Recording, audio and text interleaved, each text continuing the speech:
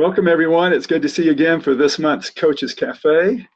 We're going to talk today about the integrity of the corners, because the last couple of times we talked about team styles, we talked about bodybuilding roles, and today we want to talk about our experiences with the integrity of the corners. And please, if you have anything to contribute, just kick right into the conversation. We'll be doing that. You can add things to the chat if you want to do that. And we will be just thrilled to have everyone participating with us in the discussion this morning. So let me, if I may, have a quick word of prayer to get us started.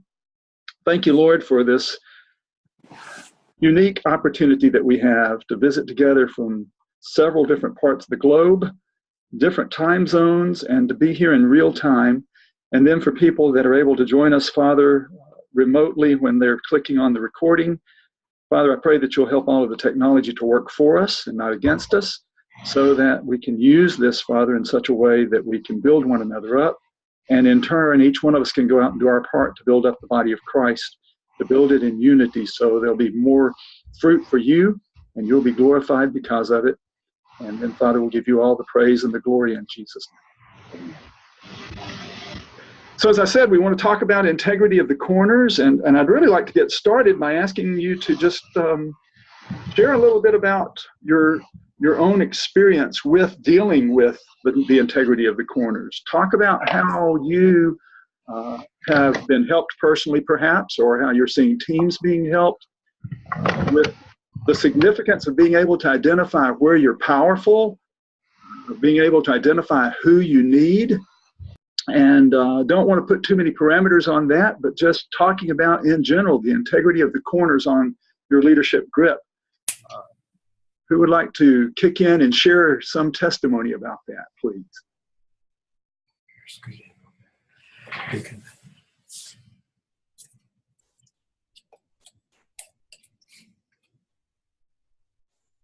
Well, Larry, I'll jump in real quick. And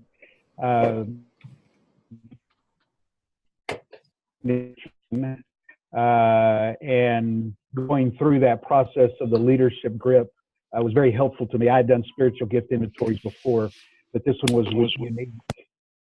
And one of the items, or one of the gifts that came up on my spiritual gifts, was administration, which I knew, but I always struggled with that. Like, I know several of us struggle with that. Is it a detailed administrator? Is it more of a people project administrator? How does your administrative gift show up? So I was working with my spiritual gifts, and the brother who was actually coaching me through that process in my first training, he just started asking me questions about how that shows up, what takes place. He had me look at the other team building rows, our team styles, bodybuilding rows, and he said, well, look down at the other two on your list of 6 that they gave you of gifts. And he just coached me and processed through it. And the most liberating thing was, if you want to, what I'm hearing you say is really this gift of wisdom rises to the top, higher than administration. So just mark that out if you want to. And, you know, that may not have been great coaching as far as giving me more time to process that, but that was liberating to me because I'd already struggled with it, and he had walked me through it, and I began to see how it was more of a people administrative gift of administrating people, and to give me the right to reorder those was powerful for me, was helpful for me. Jerry, when he did that for you, did you have a number of your gifts that were really close on the inventory in terms of your scores? At that time, I couldn't re-see the scores, but I did. Yeah. Looking back on it now, I did. I didn't know that at the time, but yes. So, you know, a lot of times what ends up happening is we have, you know, we might have a 3-way tie or something like that, and you end up having to break the tie. And one time it might come up this way, and the other time it might come up the other way. But that's really a struggle for a lot of us many times when we have a close scoring on several of the gifts, isn't it? So that liberating coaching that he gave you of saying, hey, you ultimately have to be the person that finally decides what is the order of these, don't you? Mm-hmm. Yes. Yeah. And the process that I received, that we all received about the discerning process or the sober estimation process. Tim Rail was the one who taught that to me, just of make sure you understand the content. What are they saying?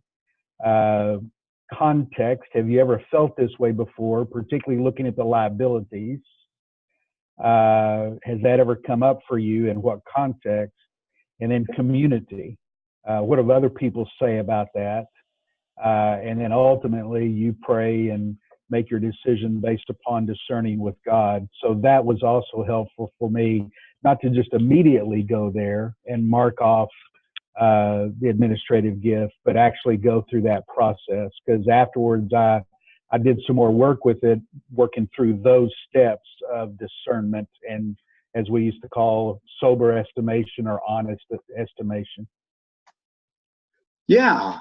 So anybody else had a similar kind of experience where working through that congruency of the corners really helped you to have some clarity about your gifts?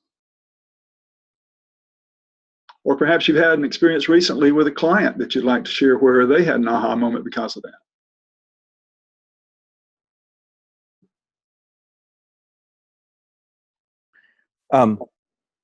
Yeah, I think for me it was the idea of, and when I went through the coaches training, Paul Ford was the primary leader on that, and we worked quite a bit on that, and the idea of, to use Paul's technical term, the mooshing, Yes.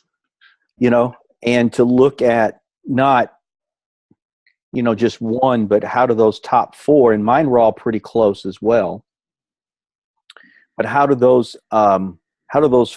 top four work together? And to me that was, because when I look at my top four, I could see at times, those kind of coming out in different ways. And so for me, it was the power was, I've never thought about looking at the top 2, 3, or 4, whatever it might be, as collective, and what does that look like? What does that look like coming out? What's the big picture of that look like coming out? So that was, to me, that was really powerful for me personally, and has been for clients as well.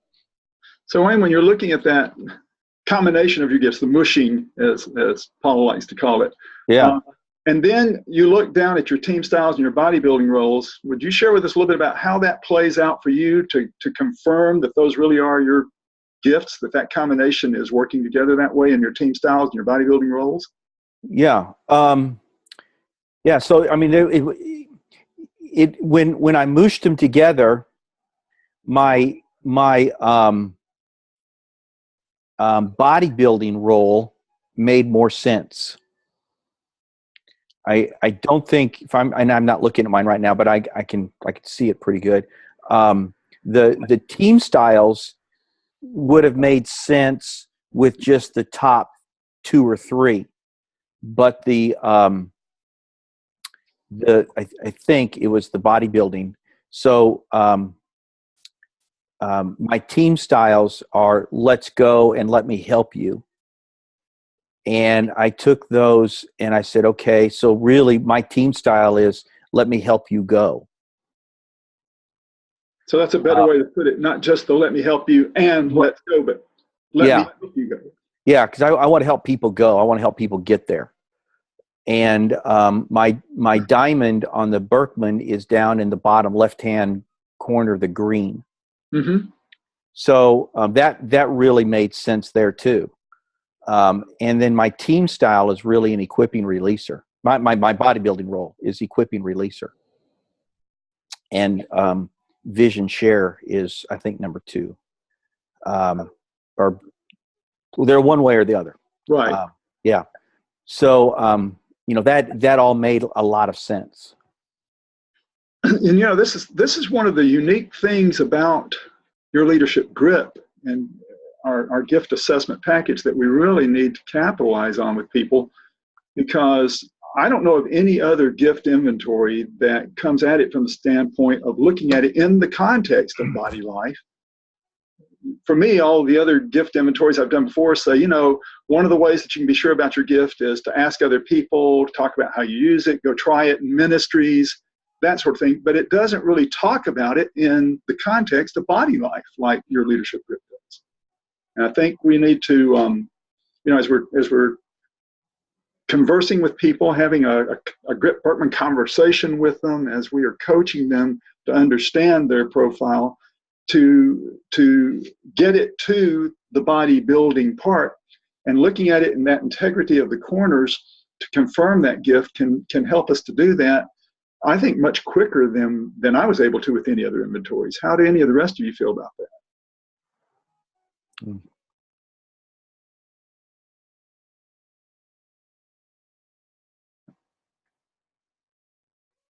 I'll say absolutely. Yeah, elaborate on that a little bit. No, I mean, the whole idea of, the spiritual gifts is always approached from, what's your contribution to the body, but they never get all the way to how you contribute to the body through your gift. And what does this look like in your team, and how your team functions and works together. And so, yeah, to me, the team style is probably, with the church staff teams I've worked with, the team style is probably the most helpful part of the leadership grip. Yeah, when we're looking at those parts of it, the whole reason that we do the integrity of the corners is a confirmation that this really is your gift combination. But it also helps us to not just look at the team styles and the bodybuilding roles, but also, where are you powerful? And, are you more powerful alongside or up front? And recently, especially as we're adding the supporting releaser as a bodybuilding role, I'm discovering some people who are feeling liberated. Jay, just as you were liberated with your coach in the beginning there, to have a little bit of liberty with the ordering yourself and coming to that conclusion, I'm seeing that people are really being liberated by the idea that they can have supporting, releasing gifts in order to push other people forward in their roles, and being able to be an alongside leader. In fact, I recently was with someone who is a very effective leader, and they kind of refer to themselves as a from behind leader, pushing other people out into the ministry. So as you've been coaching people and helping them to see that aspect of where are you powerful, where are you getting the most joy, how has the integrity of the corners helped you to come to that, or help them to come to good conclusions about that? Does anybody have maybe even a story you'd like to share about someone you've coached recently or in the past that that's been the case for them?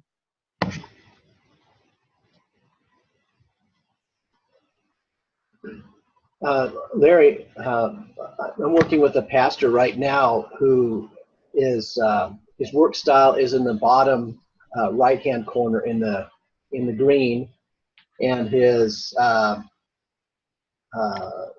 leadership role or style is let me help you, and he's very much a lead from behind kind of a person, but people follow him, and they appreciate his teaching. They appreciate the creativity that he brings to to his ministry, and yet oftentimes he can feel like he's not a leader at all because he's so let's say introverted. And what we're able to what he's able to see is that's where he's most powerful. That's where he's really very effective. And so he's seeing his leadership be affirmed in a way that's never been affirmed before. So, I think that's part of the conversation that comes out of it when we look at the integrity of the corners. So Neil, with that particular pastor, do you remember what were his gift combination or anything about his team styles or bodybuilding roles? Do you remember any specifics for him? Well, teaching was one of his gifts, but he was high in like mercy and helps and some gifts like that. Kind of going off of memory, but I work closely with him, so it's clear that he operates in those gifts. The interesting thing is he really has an opportunity to in some ways reform the ministry around his leadership strengths. He took over a pastorate from a very popular, charismatic church planter guy, and he's come in as a second lead pastor, and he's very, very different than the previous pastor. And one of the things that I've talked about with him is if these are your gifts and you're reforming your leadership team anyway, and you're reforming expectations of the church, why not maximize the ministry around these strengths? And so that's also given us a new day for him to help the congregation see their role in moving the church forward, as opposed to a more, let's say, singular charismatic. And so it's kind of interesting because even the whole congregation is being reshaped by him understanding that he's powerful with using his both his helping gifts and his alongside leadership. So there's a case where those gifts that you mentioned of helps and mercy, not the kinds of gifts that traditionally we would have thought would be in a powerful leader, but at the same time, we see there in him that those gifts can be powerful when he's using those as a supporting releaser kind of leader, right? Well, yeah, right. And I mean, I think sometimes he minimalizes the effectiveness that he has as a teacher. His creativity and his putting together messages that motivate and stir people. I would say he's a disciple maker in a public arena, as opposed to a disciple maker in let's say, in a more private or social arena. And people have been drawn to that, and sometimes he's confused by that because he would much rather be helping them, let's say, move forward in a discipleship in a more one-on-one kind of way. So is he uncomfortable when he has to be up front? He's not uncomfortable he comes out of he was a school teacher for like 14 years and worked on college campuses for like another 8 years. And so he's very comfortable with public communication. That's not the problem. The problem is seeing that as an effective platform for leadership of a church. And by really by understanding where he's powerful, it gives him greater confidence that he can operate out of those gifts from a different, let's say, platform than either that he's used to or that the church was used to in the past. Good. Larry? Yes, Jay. Yeah, one comment and a question. Neil, you're making me think of the questions that are in the new manual that you can get off of the website. that you lead people through how do you lead using your exhortation gift. How do you lead using your gift of helps? And just walking them through questions like that in different orders can be helpful. And Larry Les, he wrote this. I would like to hear a few comments on working the corners when you're working with someone on their second take of the grip, leadership grip, when they have significant shifts and gifts and scores for team building and bodybuilding roles. How do you encourage them that this is okay? Yeah, everybody can look in the chat window and see Les's comment there. And Les, did you want to add anything to that?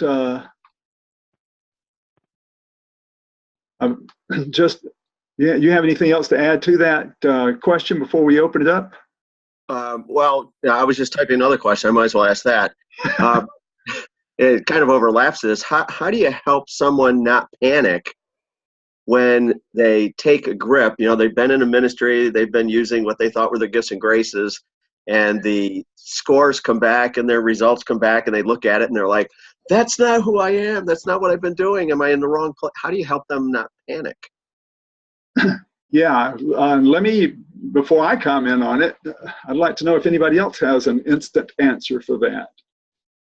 Where the scores, maybe they had done your leadership grip in the workbook format earlier, and now they've come and they've done the online, and their scores look very different than they might have earlier. So how do you help people deal with that? Anybody have any experience with that recently, or have any comments about how you handle it?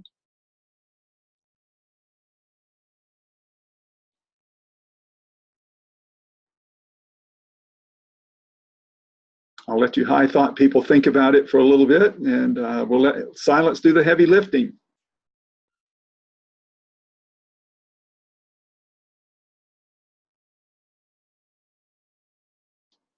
One thing I've not had experience with that, but one thing I've been trained is to ask what's different in their life this time than there was the last time that they took.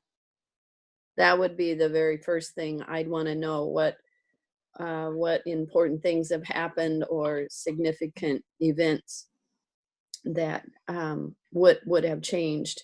So maybe it's a job change, maybe it's an illness, maybe they were in stress in the one time they took it and the other they weren't. I did have one lady I walked through that was her personal take on it, though there wasn't a big difference in what showed up. She realized that she was under a lot more stress the first time she took it than she was the second time. Shirley, in that case where she was under a lot of stress, was it because she was having to act out of her giftedness, out of her strength at that time? No, I think it was job related. It was a very stressful job that she was in. And so I think it just manifested itself differently, if I recall, than it did the second time that she took the exam profile. Go ahead, Jacob. I would add we're currently doing a team build right now, and this happened for one of our people. And when Paul was talking her through it, he asked about the people around her, and she realized that there are other people on our team that she sees as having that gift. It was about values keeper is what she initially was highest on, and this time it wasn't even in her top 3, and it's because other people on our team she views as filling that role better than her, and so she's kind of morphed into what was her secondary role has now become her primary role because the people around her could do that better in her eyes. Yeah, and Jacob, you brought up something really interesting there. Let me kind of add this to Les's question. You've got someone who perhaps their scores have come out differently than how they are actually operating right now or have been operating in the past. But what about when the team needs you to fill a different role than the ones that might be your actual strengths in your team styles or your bodybuilding roles? And what I'm getting at, many of you know I love that scene from Apollo 13 where the engineers come in and they have to get from a round peg to a square peg with their oxygen scrubbing equipment, but they've only got so much equipment to work with because that's all the guys in the capsule have. And it's, hey, this is what we've been given by the guys upstairs and we've got to do it. Now let's get to work. All we've got to work with is this. And that's kind of how I feel like God does the team so many times. He brings the team together and then he says, these are the things I need for you. And he can powerfully work through us to do things that we might not be ordinarily able to do or might not be, in our history. So how do you help people to deal with that when the team needs something and God has selected someone to do something that seems to be out of character with the way they have been acting in the past? Does that make sense the way I've asked the question? All right, I can see a couple of heads going up and down, so if it does, that means you need to comment. This is Les. Yeah, I think there's the thing about what you're saying that's important for me is that when I'm doing a team build, one of the things that often comes up is not just an individual's understanding of what they need, because we often tend to focus on what we contribute, but it's also the team's sense of where there's gaps and what they need. Yes. And that's actually sometimes when we have the most interesting conversations, because we'll have all of that up on the wall and they're standing there looking at it. And there's this glaring sense of, we don't really have anybody that's contributing that to the team. So what do we do about that? And that always brings about some interesting conversations around what you're saying, where God may, in a unique way, bring that into the mix for your team somehow, and how do you watch for that? But I also think there's times when it helps us recognize that there are needs that our team is going to have to meet, maybe even externally sometimes, by encouraging others into, and being, then us as a team being more discerning about what we're looking for in terms of adding people to the team. Whereas before, that would have never been part of the equation. Yeah, and you know what? Just last week, Jacob, when we were doing that team build exercise and we were looking at the profiles of a specific team, and we looked and we said, hey, they've got a great big gap here. But instead of just saying, okay, who on the team is going to fill that gap, Les, you've brought up something really important there. It may be that it's someone external to the team that we might be relying on. We may be talking about outsourcing some things perhaps that the team needs to do, to say we may need someone, or we can ask someone to come in temporarily to help us, or ask another team to help out with that. Any number of things that you can do to say, do we have to burden someone with this and fill a box just because we've got that in our organizational chart, or is that really a need that we need to find some other way to fill? Yeah, and I think it's like when you're driving in your car and you're shoulder checking, there's a blind spot.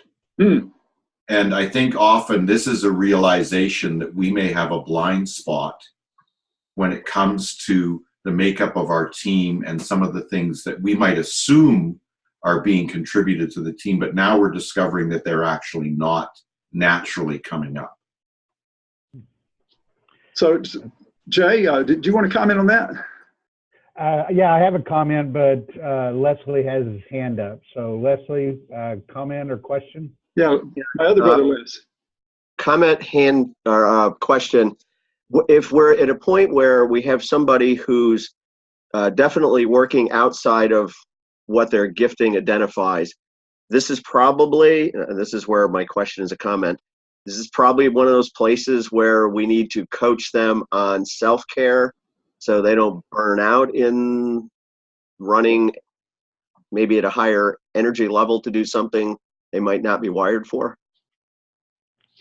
Jay, I'm thinking about with the leadership team last year, we had a couple of roles that had to be played by someone on the team, and two guys stepped up to do that, and both of them were really physically tired after our annual celebration time.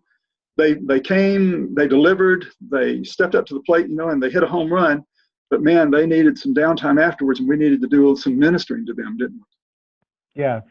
So Leslie, I would say yes, that resonates with me, what you're saying about soul care. And the phrase that comes up is the energy level. Where do you get your energy? What gives you energy and gives you life, and what drains you? And we can't stay away. I'm not saying we stay away from those things that drain us. We just realize what you're saying. That means we need to give ourselves some extra soul care during that time, that we need to be alert to that and not burn us out simply because we're trying to fill a hole on the team. Does that make sense?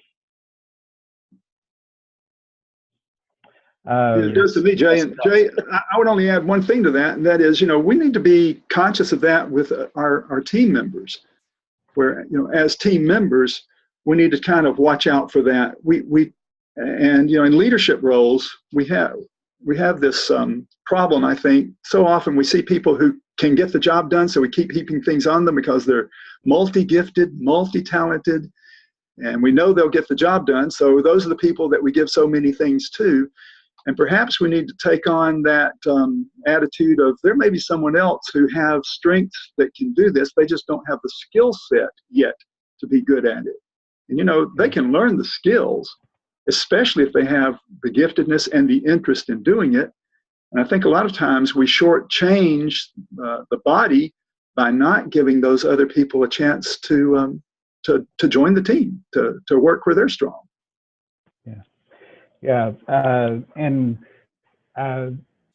think that's right, Larry. And Les, I wanted to address, I don't know that this helps, but your other question was, how do we help someone not panic in a current role when their grip scores come out differently? And I don't know if this is helpful, but one of the things that I would do is I would say, okay, this is not the leadership grip is not the voice of God. I'm stating the obvious. This is simply what you said about yourself in taking the assessment. So this just gives you a good conversation partner to discover what's going on. Discover why you said what you said, or why you feel the way that you feel. And so don't take it as, okay, my gifts have changed and something's wrong here. No, take it as, this is simply a tool to help you discover. So what are you hearing from this? And that's where the questions come in about, well, what about your context change? Through that to say, what does this say to you? What are you saying to yourself in the way that you answered the questionnaire this time? The other thing that, again, I'm just stating the obvious, but I think sometimes I have great confidence that I know what God is doing, and that I can explain the Spirit of God, that I can say, definitely the Spirit of God is doing this. I don't know that I can do that. I think God gives us discernment of spirits and prophecy and those types of things, but I need to hold those very humbly and loosely and let God work.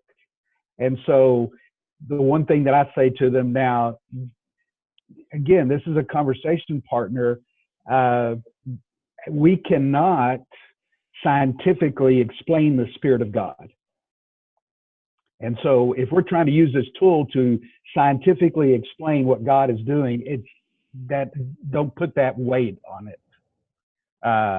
And I would just kind of come down and coach them through, what does this say? What might mean? What has changed? Those types of things. I don't know if that's helpful or not. I would add to that, Jay, is what might be changing. Yes. Because, I think I'd be curious about their success, what its ministry looked like over the last 2 years, 3 years, 4 years, whatever. And then I think I'd try to be curious with them about, so what do you see ministry being 1 year, 2 years, 5 years from now? And is God using this as a possible way of helping you make some kind of significant shift in role or position or whatever? Yeah, that's excellent. And Leslie's commenting that could they have taken the assessment answering what they want to see, not what is actual? I'm not an expert in this area. Perhaps somebody else is. I think once we take an assessment, you can never recreate the magic of taking the assessment for the first time. I was at the Grip-Birkman conference, and the biggest question they always get is, does this change over time? Should they retake it? And they kind of walk through that, and you've heard those stories. But one of the things that stuck with me is that phrase.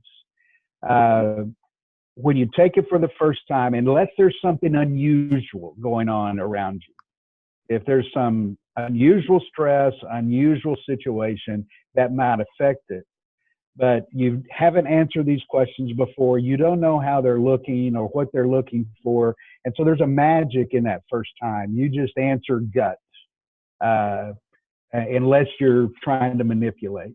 And once you start doing it again, you are 100% sure you're not doing this, that you're being honest. But subconsciously, you may be answering in a way that you want to see or that you think other people expect. And I don't know that psychology, but I think those things go on. Yeah, with the gifts, I will say yes, definitely. I have come across that more than once, where the truth of the matter is the person is saying, these are the gifts I think I'm supposed to have, or this is what I'm expected to be, or, there's some of that gift projection going on, of saying, that's the gift I want, not necessarily that I have evidence that I have it.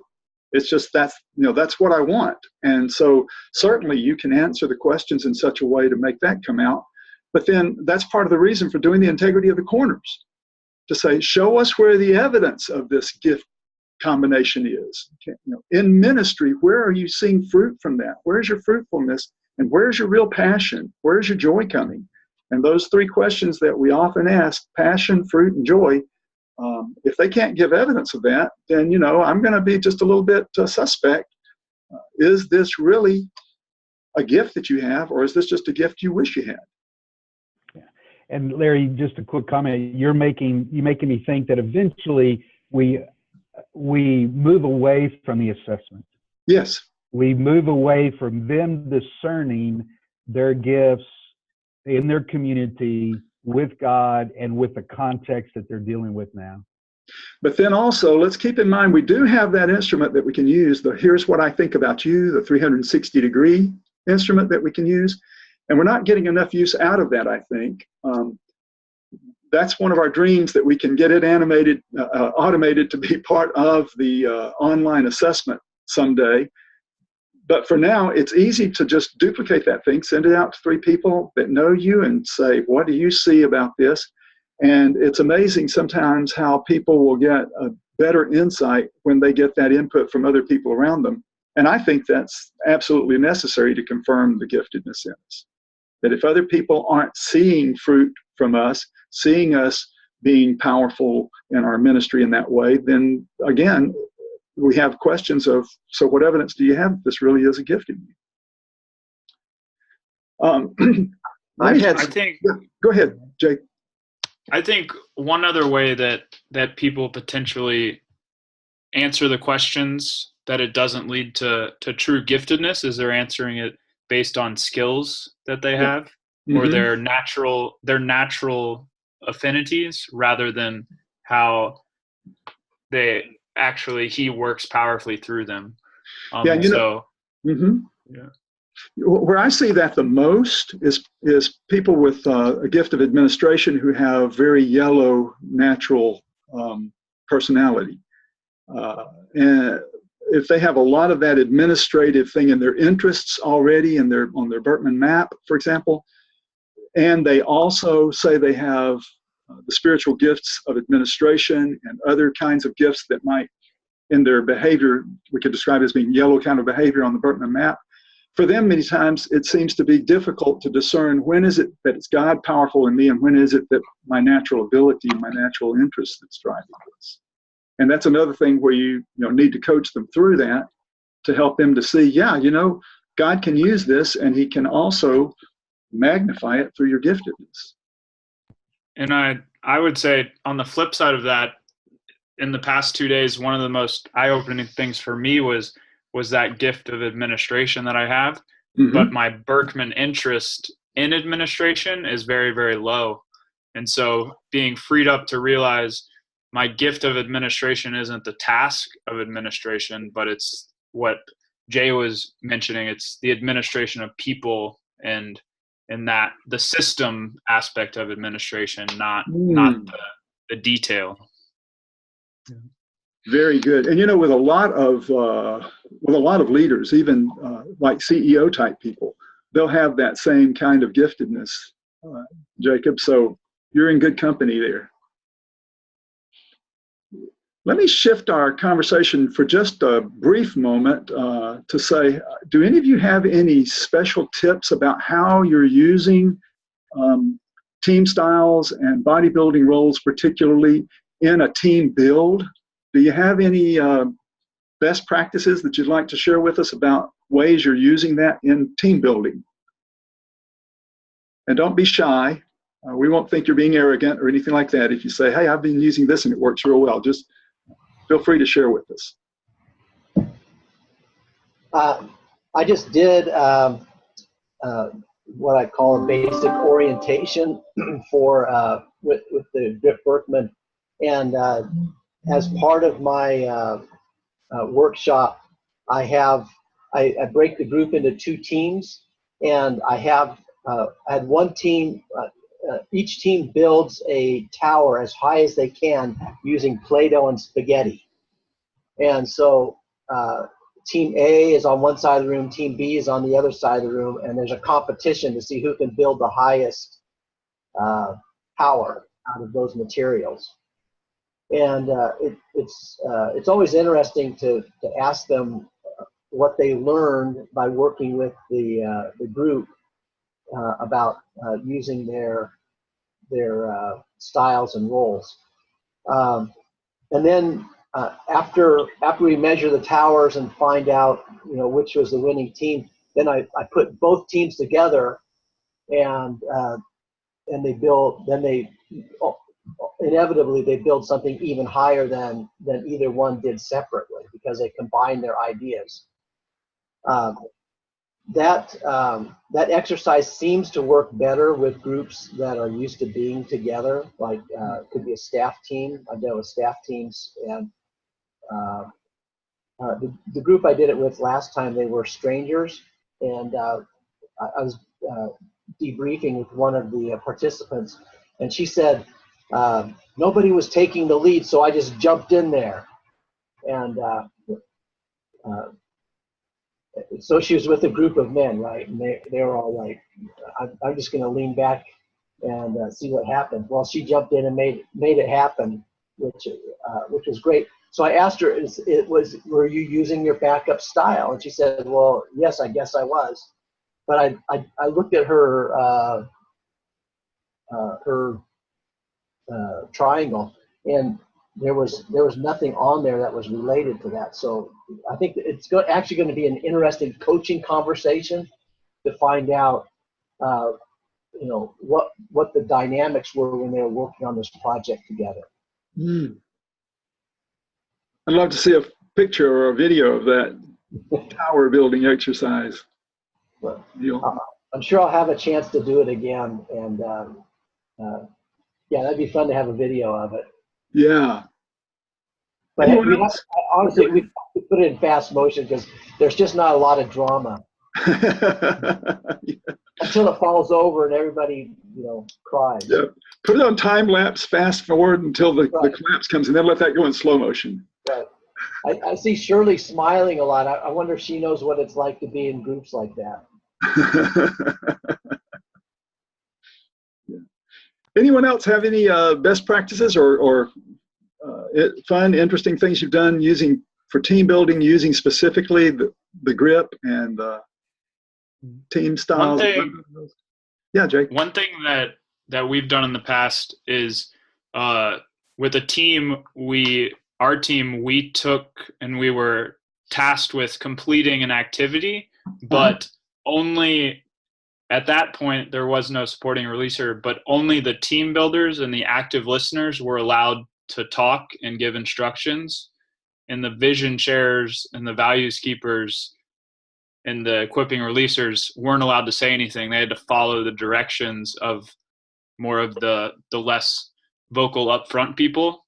And it led to some really interesting conversation after the fact, because everyone got a sense of how frustrated they were when they weren't, and how much they needed the other, like the team builders, like, now I see why we need these vision chairs, because we weren't getting anything done. We weren't going anywhere.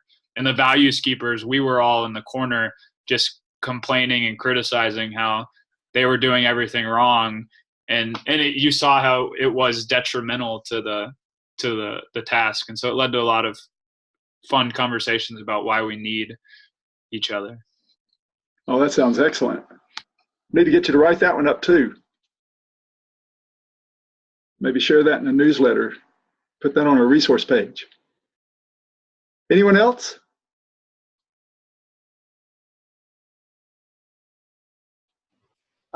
One thing I will say is I'm on the hunt for a really good like team building activity that that uses, let's say, manipulatives, you know, and potentially even outdoor activity to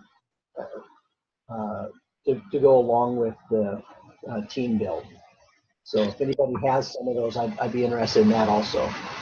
Yeah, that would be fantastic. And if any of you might be using your leadership grip alone with a team, and you have some exercises where you're doing that and you're not relating it over to the Birkman side of things, then by all means share that with us. We would love to have those too. Well, let me shift our focus one more time, because we have some relatively new coaches that are with us on the call today, and I'd like to just take the last 10 minutes and say, hey, what are your concerns that you're seeing right now? What are you learning? What are you seeing as areas of need, challenges that you might be seeing as a new coach? If any of our new coaches, and you consider yourself new, however new is, would you maybe share some of that with us? I think we might actually have some people that have been in training like this week.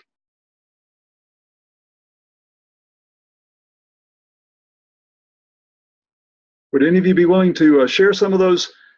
What are you learning, or what are your concerns that you see as a new Grip-Birkman coach, or what kinds of challenges are you meeting as a new coach? Take your pick. Now you're unmuted. Yes, Mark would love to respond to that. Hey, Phil.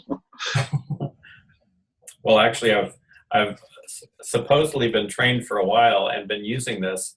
One of the things that comes to my mind that's helpful is, and I've used the word responsibility with spiritual gifting. When you see the list of gifts, and to realize that there's this word supernaturally, you are supernaturally gifted by God with these gifts. You have the ability to respond to a need in the body, and you can call it responsibility in that sense. Now, the question is, how do we, and this is a concern, how do we encourage people to take up their responsibility since they've been gifted with this ability? How do we move them, encourage them to take up that responsibility without beating them over the head with it? Does that make sense?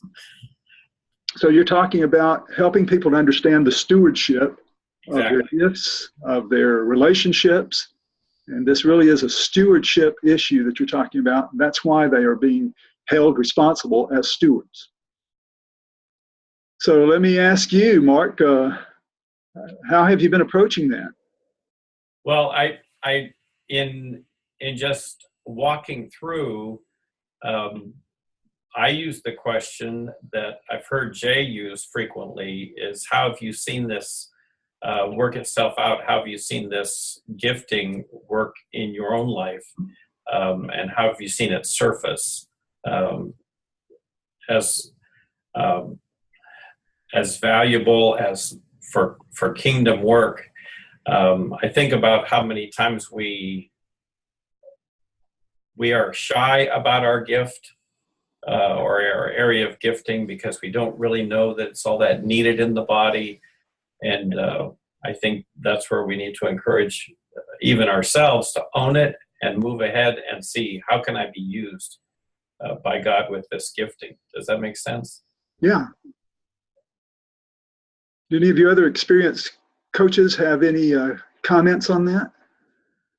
Yeah, I think the beauty of the team build is that you're actually not expecting them to be the sole motivator of what God's doing in their life, because that's now being brought out onto the table with the rest of the team. And so part of the conversation we're always having with the team build is, how are we going to continue as a team to encourage each other to show that appreciation for the things that other members of the team bring to the mix. And we always encourage them to, and in our world where I am, everybody's got their kind of summary page up on their walls. Some of the teams have them all out in a single place. We're always encouraging them to go back and continue talking about that, because I think you can look at the team build. It's a mistake to look at the team build as an event. The team build needs to be seen as part of an ongoing process to encourage and mine out what God's trying to do through all of us together. And so you're trying to find ways to continue having people affirm each other, call out from each other, and continually be aware of what they discovered that day, but they still need 2 months from now when they're working on something. Yeah, Mark, I see you still have your poster behind you there in your office. Oh, that's mine. That's yours, Bill. Okay, great. Office. It's Phil. Yeah, I'm new enough to where I still have to look at it every day. Oh, super. That's great.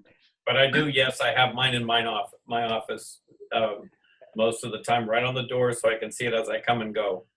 Yeah. Larry Leslie has a comment. Yeah, I'm enjoying working with the gifts alongside of the team styles and the bodybuilding roles. And one of the places where I'm finding having all three corners, especially if you have the Birkman assessment with their package there in the background, is helping people overcome their being stuck in the historic definitions and expressions of roles. There's certain gifts you expect that person to be in the pulpit. There are certain gifts you expect never to see that person. And you could take the same gift package that a pastor has, and they never come out of their small group. And when you play the whole person together, and you're working with them with their team, you can help them recognize that these gifts weren't accidentally given to them; they're intentional. It's just maybe with their personal wiring, their natural person, they can become something else in the hands of God in a different situation with the same gifts that the guy standing in the pulpit is using. And I found that exciting to use. You get those aha moments with people who were kind of sitting back saying, well, they've got me labeled wrong. This is all I can do, when they're doing this amazing thing with the same gifts, just a different setting. Good. Phil, did you want to add something to that?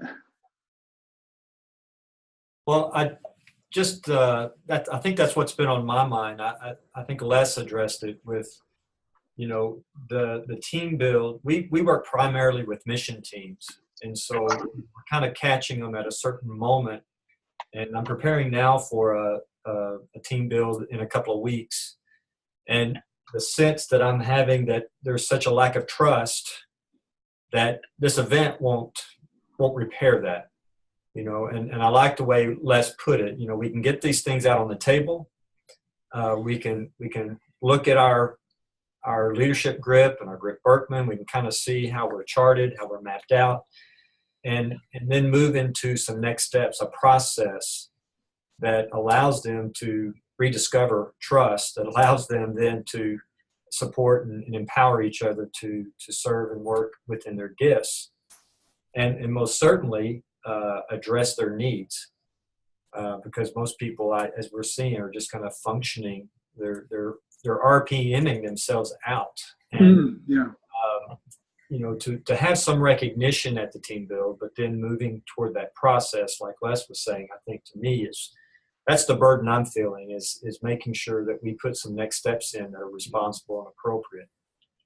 Very good. So holding people responsible that way, just you know, a follow-up call, touch with everybody after a workshop to, you know, how's it going? You know, what are some of your concerns after that? What are the things that you are working on? Some simple questions you could ask them in follow-up calls. It's amazing how much more leverage we get out of it if we can do that with individuals after a team build. But that word stewardship, I've discovered more and more that as I talk to people about the stewardship of relationships, I'm seeing eyes get wide and people saying, you know, I never had thought about there being a stewardship of relationships. We always thought about stewardship, you know, of course, everybody thinks about it in terms of money or resources. And sometimes they might even think about, you know, stewardship in terms of, you know, who they are, maybe even stewardship of their giftedness. But they haven't thought about the stewardship of the relationships that they're given and how we are responsible for those. And when they fall apart, how important that is that we restore those relationships, because we are in the business of restoring people in their relationship to God, you know, and we are ambassadors for Him. And we ought to take that stewardship responsibility very, very seriously. And so I do end up zeroing in on that and pounding on it just a little bit in every team build that I do. And I'm seeing a lot of people it's obvious the lights are coming on. Oh, that's right. I am responsible for this relationship as a steward of that relationship. And that's what this is all about. Grip-Birkman is all about relationships. And with that, we've really come to the end of our hour, folks. You know, we've been talking about how can we help to build more unity in the body of Christ so that more people will come to know Jesus. And the way we do that is we use these tools to help us get a conversation started. But the most important part of it is the conversation. And we want that conversation to continue on as people are building one another up, as they're communicating their needs to one another, as they're ministering to each other's needs, and as they're fulfilling the roles that God has given them in the body of Christ so that it can glorify God in a more effective way. And that's the closest to a sermon you're going to get out of me today. So, guys, thanks so much for joining us. Those of you that have joined us by recording, you can always join us also live if you can. We're here every first Wednesday at 9 a.m. Central Time. And if you can join us live and be in on the conversations, we absolutely welcome that, because this is a Coaches Cafe dialogue. And we look forward to seeing you next month. Lord bless you all. Keep on building up unity in the body of Christ so more people will know Jesus.